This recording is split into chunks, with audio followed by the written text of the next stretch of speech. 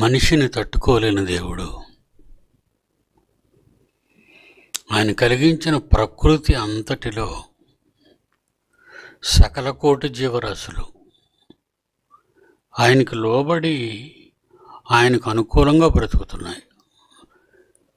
పక్షులేంటి, జంతువులేంటి, జలచరాలేంటి, కంటికి కనబడలేని జీవి మొదలుకొని ఆకారానికి అతిపెద్ద ఆకారాన్ని కలిగిన ఎన్నో జీవరాశులు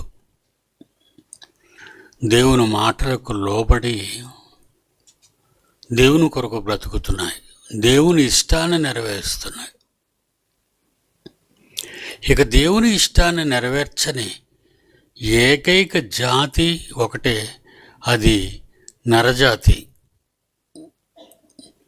దేవుని రూపంలో దేవుడు సృష్టించుకున్నాడు మనిషిని. తనకున్న ఆకారాన్ని, ఆత్మని తాను చేసుకున్న మట్టి బొమ్మలో పెట్టాడు. మనలందరినీ ఈ మట్టి బొమ్మలో మిర్చి తన ఇష్టాన్ని నెరవేర్చమంటే ప్రపంచ మనుష్యులందరూ కూడా దేవుని ఇష్టాన్ని నెరవేర్చక జలప్రళయం కోసం ఎదురు చూశారు. అందుకే ఈ పాటలో కోట్ల మంది మనుషులు జలప్రళయం ద్వారా నాశనం అయిపోయారు. వాళ్ళు బ్రతికి బట్టకట్టలేదు. మనం కష్టాలు పడితే మన పక్క వాళ్ళతో చెప్తాం, మన బంధువర్గాలతో చెప్తాం. దేవునికి కష్టాలు వస్తే ఎవరికో చెప్పుకుంటారు. ఆయన ప్రకృతితో చెప్పుకుంటాడు ఆయన. ఎందుకంటే ప్రకృతిని సకల కోటి జీవరాశులతో పాటు మనుష్యులకు దారాదత్తం చేశాడు. భోంచేయండి, ఆనందంగా ఉండండి, నా మాటలో వినండి. ప్రకృతి ఎలాగో నా ఇష్టాన్ని నెరవేరుస్తుందో అలాగే మీరు కూడా భూమి మీద బ్రతికినంతకాలం నా ఇష్టాన్ని నెరవేర్చండి. అందుకే మిమ్మల్ని భూమి ఆకాశాల మధ్య ప్రకృతిలో భద్రం చేశాను అని దేవుడు ఎన్నోసార్లు బైబిల్లో చెప్పుకున్నాడు. వాపోయాడు, బాధపడ్డాడు, కన్నీరు కార్చాడు. అలాంటి దేవుని యొక్క ఆర్తనాదం ఒక్కసారి మనం బైబిల్లో చూస్తే యెషయా గ్రంథం 1వ అధ్యాయం 2వ వచనం. యెషయా గ్రంథం 1వ అధ్యాయం 2వ వచనం. యెహోవా మాట్లాడుచున్నాడు, దేవుడు మాట్లాడుతున్నాడు. ఆకాశమా ఆలకించుము, భూమి చెవియొగ్గుము. నేను పిల్లలను మీ మధ్య కని పెంచి గొప్పవారినిగా చేశాను కదా.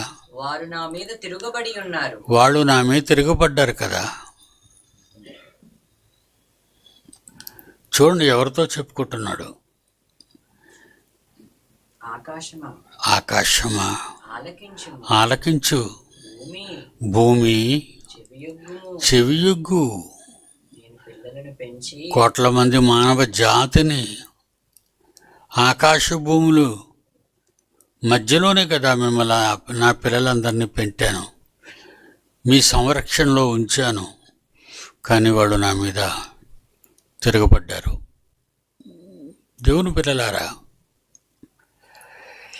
సర్వశక్తి సంపూర్ణుడైన మన కన్న తండ్రి అత్యంత ప్రేమ కలిగిన వాడే మన ఎడల తన మనసులో ఉన్న కష్టాన్ని ప్రకృతితో చెప్పుకుంటున్నాడు అంటే ఎంత చిన్నబోయి ఉంటాడో మీరు ఆలోచించండి. దేవుని పిల్లలారా,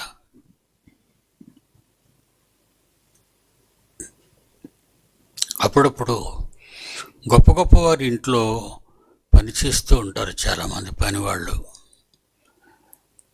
పనివాళ్ళలో ఎవరైనా యజమాని, బాబు చిన్నబ్బాయి కనబడటం లేదేంటి అని యజమాని అడుగుతారు. అప్పుడు యజమాని, ఏం చెప్పమంటావు, నన్ను నా ఇల్లు వదిలి వెళ్ళిపోయారు వాళ్ళు. వాళ్ళ కన్నాను, పెంచాను, పెద్దవాళ్ళని చేశాను, బుద్ధిమంతులుగా మలిచాను. కానీ వాళ్ళు నా మీద తిరుగుబాటు చేశారు. తండ్రిని కూడా ఆలోచించకుండా నా మీద తిరుగుబాటు చేశారు. అందుకే వాళ్ళని చూసి నేను తట్టుకోలేకపోతున్నాను అని ఏడుస్తాడు ఏ తండ్రి అయినా పనివాళ్ల ముందు. అలాగే కన్న తండ్రి అయిన దేవుడు మన ఎడల అపారమైన ప్రేమ గలవాడై వెంటనే కోపపడక భూమి ఆకాశాలతో చెప్పుకుంటున్నాడు, ఆకాశమా ఆలకించు, భూమి చెవియొగ్గుము, నేను పిల్లలను పెంచి గొప్పవారినిగా చేశాను, వారు నా మీద తిరుగుబడి ఉన్నారు, తిరగబడ్డారు నా మీద. యోబు గ్రంథం 20వ అధ్యాయం 27వ వచనం. యోబు గ్రంథం 20వ అధ్యాయం 27వ వచనం ఏమంటున్నాడు చూడండి. ఆకాశము వారి దోషమును బయలుపరచును. ఏ ఆకాశం కింద ఉండి, ఏ ఆకాశం నుండి వర్షాలు వచ్చి నీ కడుపు నింపుతున్నాయో, ప్రకృతితో దేవుడు చెప్పుకుంటున్న బాధలు చూడండి. దానికి ఆకాశం వారి దోషమును బయలుపరచును, భూమి వారి మీదకి లేచును. భూమి వారి మీదకి లేచిపోతుంది. ఎక్కడ చూడండి అగ్నిపర్వతాలు బద్దలైపోతున్నాయి. భయంకరమైన పెను తుఫాన్లు, టైఫూన్స్, టార్నడోలు, ట్విస్టర్స్ దేశాలనే తుడిచిపెడుతున్నాయి. దేవుని పిల్లలారా, పైన ఆకాశం మానవ తెగ మీద పగబట్టింది, క్రింద భూమి కూడా మనుషుల మీద కోపగించింది. అందుకే ఏం చేస్తుందట ఆకాశం, వారి దోషములు బయలుపరుచును. ఇదిగో తండ్రి, ఇదిగో ఈ తప్పులు చేస్తున్నారు వీళ్ళు. ఆ రోజు ఆకాశంలో తెలియజేయబట్టే, భూమి తిరుగుబాటు చేయబట్టే జలప్రళయం వచ్చింది. భూమి మీద తాను సృష్టించిన కేవలం 80 నోహ కుటుంబాన్ని మినహాయించి అందరినీ కూడా జలప్రళయంతో చంపేశాడు. సముద్రాలు వచ్చి భూమిని ముంచేసిన నీళ్లు చాలకపోతే, ఆకాశం నుంచి తూములు, పైనున్న నీళ్లు, ఆకాశం మీద ఉన్న నీళ్లు భూమి మీదకి కురిపించాడు.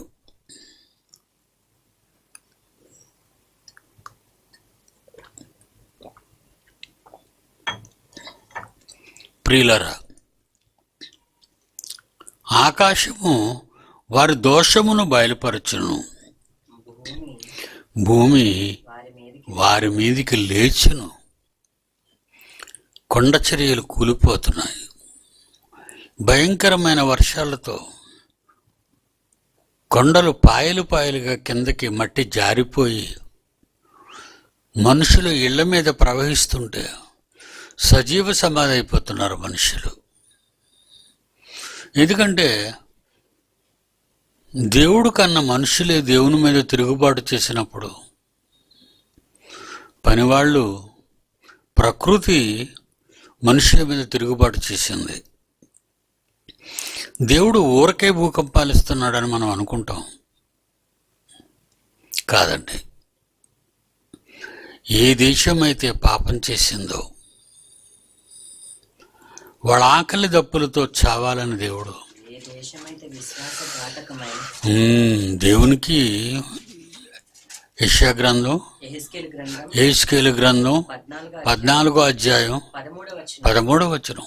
యెహెజ్కేలు గ్రంథం 14వ అధ్యాయం 14వ అధ్యాయం 13వ వచనం 13వ వచనం. నరపుత్రుడా, నరపుత్రుడా, ఏ దేశమైతే ఏ దేశం, అమెరికా, చైనా, ఇండియా, రష్యా, ఏ దేశమైనా విశ్వాసఘాతకం అంటే నాకు ఘాతకాన్ని చేశారు వాళ్ళు. దేవుడు అంటున్నాడు, నన్ను నమ్మినట్టుగా నన్ను మోసం చేశారు, కానీ నన్ను నమ్మలేదు, నాతో ఉండలేదు. ఏ దేశమైతే విశ్వాసఘాతకమై నా దృష్టికి పాపము చేసి దేవుని దృష్టికి పాపం చేసిందో దానికి నేను విరోధినై దానికి నేను విరోధిని. అది చైనా కావచ్చు, అమెరికా కావచ్చు, రష్యా కావచ్చు, ఇండియా కావచ్చు, ఇండోనేషియా కావచ్చు, కెనడా కావచ్చు, దక్షిణ అమెరికా కావచ్చు, ఆస్ట్రేలియా కావచ్చు.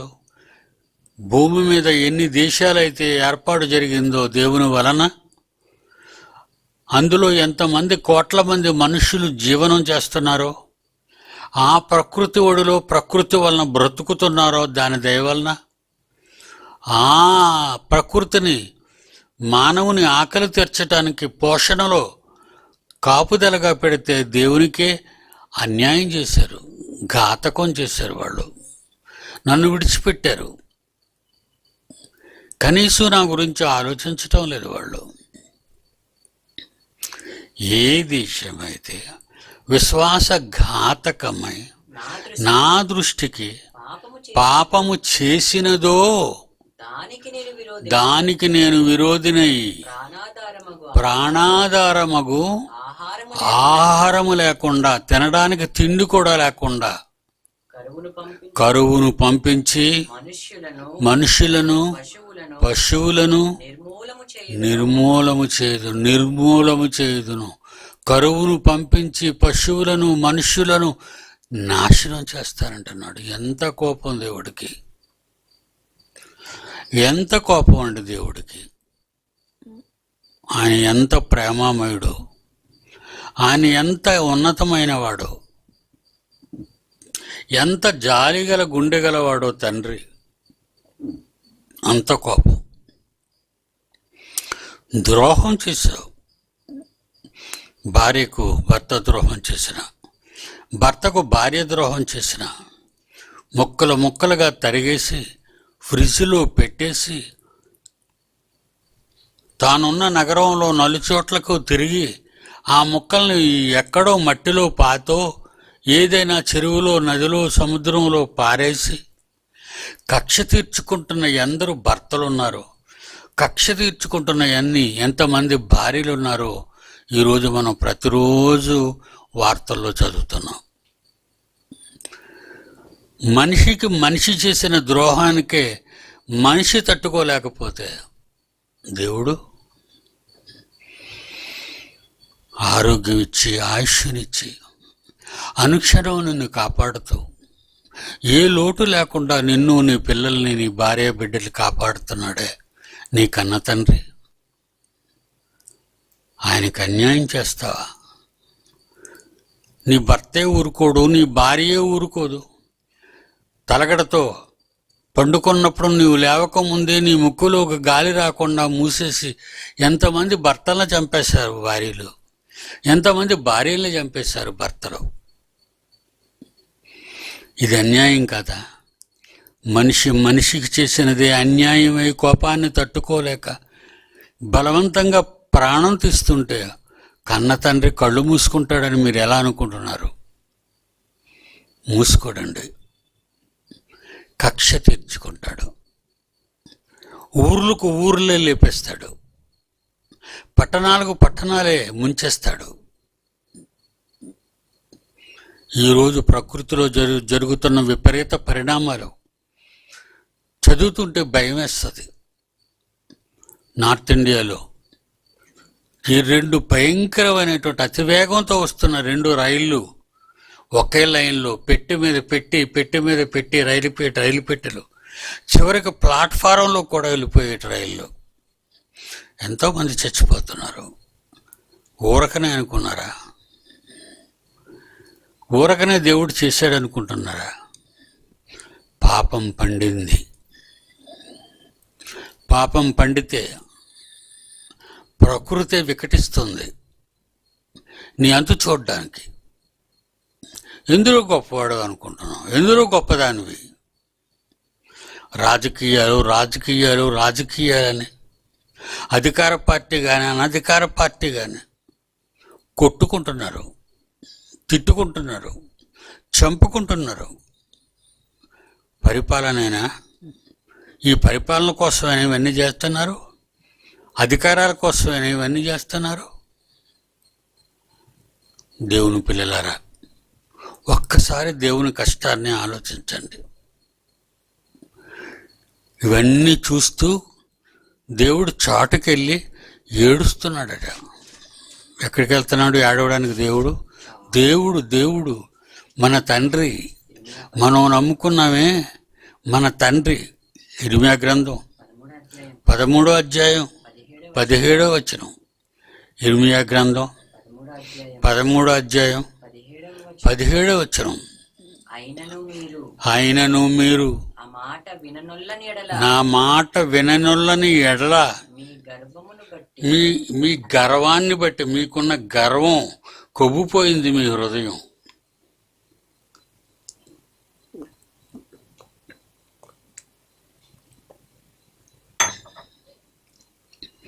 ఏమన్నాడండి? మీ గర్వాన్ని బట్టి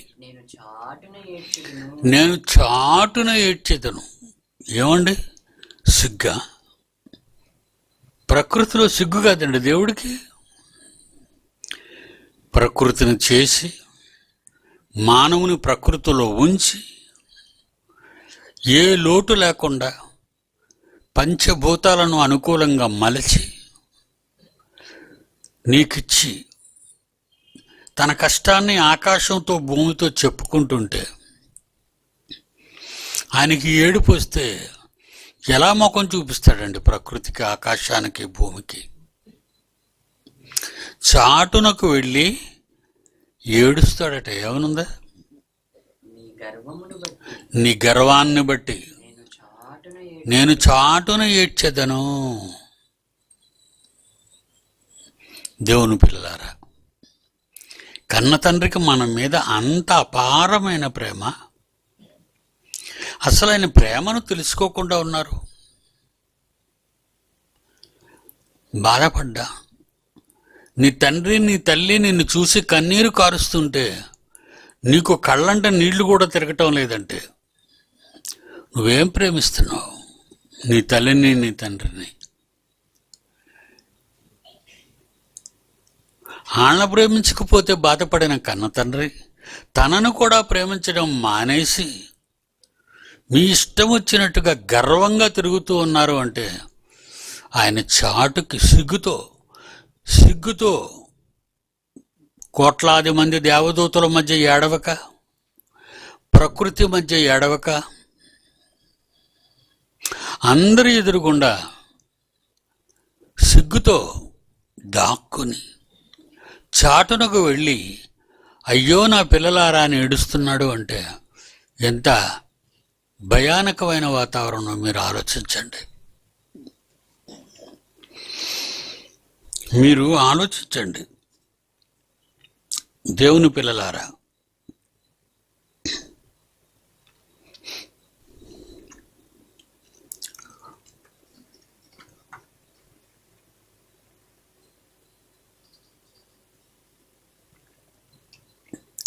యోబు గ్రంథం 16వ అధ్యాయం. యోబు గ్రంథం యోబు గ్రంథం 16వ అధ్యాయం 18వ వచనం. భూమి నా రక్తమును కప్పివేయకుము, నా రక్తమును కప్పివేయొద్దు, నా మొరకు విరామము కలుగకుండును. నా మొరకు విరామము కలగకూడదు. నేను దేవుణ్ణి వేడుకుంటున్నాను. దేవుణ్ణి వేడుకున్నప్పుడు భూమితో చెప్తున్నాడు యోబు. ఏమని? భూమి నా రక్తమును కప్పివేయకుము, ప్లీజ్ భూమి దయచేసి నా రక్తమును కప్పివేయకము. 19. ఇప్పుడు నాకు సాక్షి అయిన వాడు పరలోకములో నా తండ్రి చూస్తున్నాడు. నా పక్షముగా సాక్ష్యం పలుకువాడు నేను మంచివాణ్ణి అని సాక్ష్యం పలుకువాడు పరమందున్నాడు. నన్ను కప్పేకు, నన్ను కనబడనియ్యు, నేను కూడా ఏడుస్తున్నానని నా తండ్రి కనబడనియ్యు. భూమి నా రక్తాన్ని కప్పేకు. నేను ఏడుస్తుంటే రక్తం వస్తుంది నాకు కళ్ళ నిండా. నన్ను కప్పేయొద్దు. జలాలతో, నీ మీదున్న జలాలతో కప్పేయొద్దు, కొండలతో కప్పేయొద్దు, నీళ్లతో కప్పేయొద్దు, మంటల్లో కప్పేయొద్దు. భూమి నా రక్తమును కప్పివేయొద్దు, నా మొర్రకు విరామము కలుగకుండునుగాక. ఇప్పుడు నాకు సాక్షి అయిన వాడు నేను దేవుని కొరకు ఏడుస్తున్నాను, రక్తం కారుస్తున్నాను, నా ఏడుపుకి రక్తం వస్తుంది. యేసు ప్రార్థన చేశాడట గెత్సెమనే వనంలో. అప్పుడు కళ్ళంటూ వచ్చే నీళ్లు రక్తంలా కనబడుతున్నాయట. అర్థమైందా? లోకాసువార్త 22వ అధ్యాయం, లోకాసువార్త 22వ అధ్యాయం 44వ వచనం. ఆయన యేసుక్రీస్తు గెత్సెమనే వనంలో సిలువ వేయబడక ముందు ఆయన వేదన పడి మరింత ఆతురముగా కన్నీళ్లు విడిచి ప్రార్థన చేస్తున్నప్పుడట ఆయన చెమట నేలపడుచున్న గొప్ప రక్త బిందువు వలె ఆయన. మీ కళ్ళంట నీళ్లే రావు, రక్తం వస్తుంది. అంతగా దేవుణ్ణి వేడుకుంటారా? అసలు ప్రార్థన చేస్తారా మీరు? నోరు విప్పితే పోకిరి మాటలు, నోరు విప్పితే బూతులు, నోరు విప్పితే అన్ని తప్పుడు కోతలు, అన్ని అబద్ధాలు, అన్ని మోసాలు. ఏమండి? యేసుక్రీస్తు చెమటట గెత్సెమనే వనంలో ఎలా ఉందట? గొప్ప రక్త బిందువులు వలె ఆయను. ఏవి రక్త బిందువులు వలె? ఆయన ప్రార్థన చేస్తున్నప్పుడు ఆయన వేదన పడి మరింత ప్రార్థన చేస్తున్నప్పుడు ఆయన చెమట నేలపడుచున్న గొప్ప రక్త బిందువుల వలె ఆయన. ఇక్కడేమంటున్నాడు? భూమి నా రక్తమును కప్పివేయొద్దు, నా మొరకు విరామము కలుగకుండా ఉండునుగాక. ఇప్పుడు నాకు సాక్షి అయిన వాడు పరలోకములో ఉన్నాడు నా తండ్రి. ఆయన కళ్ళకి కనబడేటట్టు చూడు. నన్ను కప్పేయొద్దు భూమి, నా రక్తాన్ని కప్పేయొద్దు. హెబెలు మరణించిన తరువాత కయీను హెబెల్ని తల మీద కొట్టి చంపేస్తాడు. అప్పుడు రక్తం కారుతుంటుంది. హెబెల్ నుంచి రక్తం వస్తుంది. అప్పుడు హెబెలే రక్తం దేవుణ్ణి మొరపెడుతుంది. ఏమని? ఆదికాండం 4వ అధ్యాయం 10వ వచనం. ఆదికాండం 4వ అధ్యాయం జాగ్రత్తగా వినాలి. 10వ వచనం. అప్పుడు ఆయన నీవు చేసిన పని ఏమిటి? దేవుడు అడుగుతున్నాడు కయీన్ని, ఏం చేసావయ్యా నువ్వు? ఏం చేసావు నువ్వు చేసిన పని? తమ్ముడిని కొట్టి చంపేస్తావా? రక్తం కారినట్టుగా చచ్చిపోయేటట్టుగా కొట్టి చంపేస్తావా నీ తమ్ముడిని? ఇప్పుడు ఏం జరుగుతుందో తెలుసా కయీను? నీ తమ్ముని రక్తము యొక్క స్వరము నేలలో నుండి నాకు మొరపెడుతుంది. నాకు సాక్షి ఉన్నాడు. ఎక్కడా? ఇందాక ఆకాశమా అది కాదు. యోబు గ్రంథం 16వ అధ్యాయం 18వ వచనంలో ఏమన్నాడు? భూమి నా రక్తాన్ని కప్పేయొద్దు, నా దేవుడు కనబడదు, నా రక్తం దేవుడు చూడాలి. రేపు మన పిల్లలందరూ 4-5 రోజులు కష్టపడడానికి వస్తున్నారు. విపరీతంగా చెమటలు కారుస్తారు, తడిచిపోతారండి. రేపు నా పిల్లలు కష్టపడతారు దేవుని కోసం. 17, 18, 19, 20, 21 ఈ రోజులు చాలామంది పిల్లలు వస్తారు అక్కడ శుభ్రపరచటానికి. సెమినార్కి సభాస్థలిని, వాళ్ళు ఉండే స్థలాన్ని పరిశుభ్రపరచడానికి కష్టపడి చెమటోడ్చి అక్కడికి వచ్చి పనిచేస్తుంటాడు. అప్పుడు వాళ్ళ చెమట నేలపడుతున్న రక్తంగా ఉంటుంది. ఒకవేళ దాన్ని మూసేస్తే ఆ ప్రాణం, ఆ రక్తం మొరపెడుతుంది. ఆ వ్యక్తి మొరపెడతాడు ఏమని? భూమి నా రక్తాన్ని కప్పివేయొద్దు. మొరపెడుతుంది అది. నా రక్తం మొరపెడుతుంది. పరలోకంలో నాకు సాక్షి ఉన్నాడు. నా దేవుడు కనబడకుండా మూసేయకు భూమి. ఆకాశమా నువ్వు కనబడకుండా చేయకు నా తండ్రికి. నా రక్తం, నా చెమట చూడాలాయన.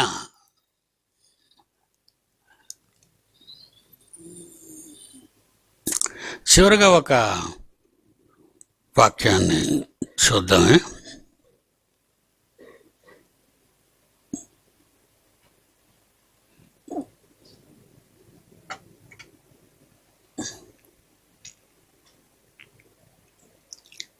ద్వితీయోపదేశకాండం 31:28. ద్వితీయోపదేశకాండం 31:28. సారీ, ద్వితీయోపదేశకాండం 31:28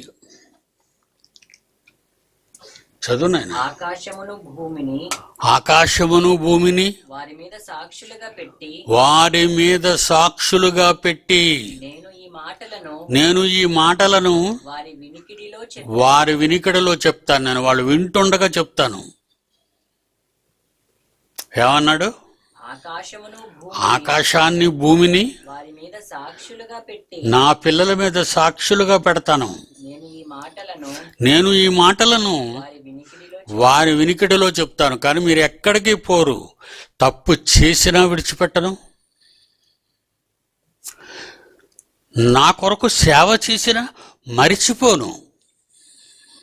నాకు సేవ చేసే మీ సేవలు, మీరు మోసే రాళ్ళు, మీరు మోసే కొమ్మలు, మీరు పరిశుభ్రపరుస్తున్న నేల, ఇవన్నీ ఆకాశం భూములు చూస్తున్నాయి, కనిపెడుతున్నాయి. దేవుని పిల్లలు చేసే పనులు అవి చెడ్డవైనా సరే మంచివైనా సరే. ఓకేనా? అందుకే ఏమన్నాడు పాఠ్యభాగంలో 20వ అధ్యాయం 27వ వచనంలో, యోబు గ్రంథము 20వ అధ్యాయం 27వ వచనం, ఆకాశము వారి దోషములు బయలుపరచును, భూమి వారి మీదికి లేచును.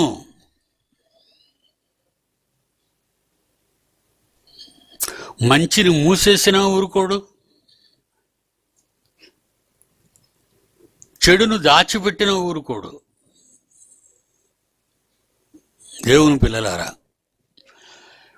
ప్రకృతితో దేవుడు మొరపెట్టుకున్న మొర, ఆ మాటలు విన్నప్పుడు మీ హృదయం కరక్కపోతే, ఆ మాటలు విన్నప్పుడు మీ హృదయం తరించకపోతే ఎందుకు ఈ జన్మ చెప్పండి? ఎందుకు దేవుడు భూమి మీద మన సృష్టించినట్టు? మన జన్మను మనం పాడు చేసుకుంటున్నాం. ఓకేనా? కనుక దేవుని పిల్లలారా, ఈ మాటలు విన్న తర్వాత కేవలం మర్చిపోకుండా, మీరు వినువారు మాత్రమే ఉండి మిమ్మల్ని మీరు మోసపరచుకోకుండా, దేవుని ఇష్ట ప్రకారం, వాక్య ప్రకారం బ్రతకండి. Okay my children, god bless you.